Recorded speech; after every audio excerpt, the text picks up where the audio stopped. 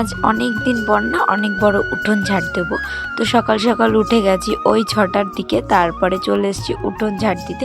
মানে আমাদের পাকা ঘরের সামনের দিকে কালকে মা এগুলো সব লেপেছিল, তো ভাবলাম চলো তাহলে এখান থেকেই ঝাড় দেওয়া শুরু করি।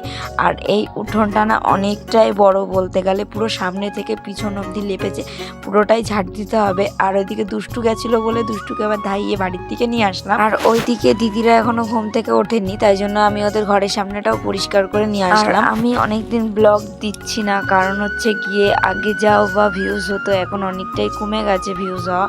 এর জন্য না আমি হচ্ছে ব্লগ একদম করিই না বলতে গেলে। তারপরে এই যে বিছনা তুলতেও চলে এসেছি, উঠোন ঘরমর সব ঝাড় দেওয়া হয়ে গেছে। তারপরে বিছনা তুলতে এসেছি, সম্পূর্ণটা তোমাদের সাথে শেয়ার করিনি। আমি আগেই বলেছি আমার স্ট্যান্ডটা খারাপ হয়ে গেছে, আর ফোনটা কোথায় রাখবো কি করব এর জন্য সেভাবে সম্পূর্ণ তোমাদের সাথে শেয়ার করা হয় না। আর এদিকে টেবিলের উপরে ফোনটা রেখে আমি এদিকে বিছনাটাও তুলে নিচ্ছি ঝটপট করে। তারপরে আমি স্নান করতে চলে যাব, স্নান করে এসে তারপরে রান্না করব। আর এইদিকে কিন্তু আমার বরমশাই একদমই বাড়ি থাকে না, কারণ একদমই সময় পাচ্ছে না।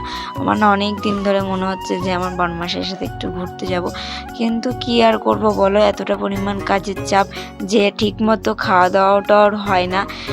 রাত্রিবেলায় এসে জাস্ট খেয়েও চলে যায়, রাত্রে তো বাড়িতে থাকে না, দিনেও বাড়িতে থাকে না। তারপরে চলে আসলাম মাঠের দিকে, মানে সকালের রান্নাবান্না কমপ্লিট হয়ে গেছে। আর আমি তো পুজো দেবো না, মা পুজো দেবে।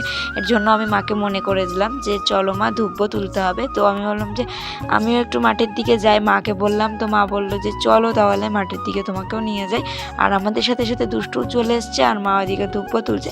তারপরে এসে আমি খাওয়া দাওয়া করছি। আর এদিকে আমি সিঁদুর পরিনি বলে কেউ কিছু খারাপ মাইন্ড করো না, কারণ আমি কদিন সিঁদুর পরছি না, আর দুদিন পর থেকেই পরবো। তো আমার শাশুড়ি মা খুবই ভালো, আমি সব কিছু আমার শাশুড়িমাকে শেয়ার করি, ভালো লাগে বলতে সব সময়ই।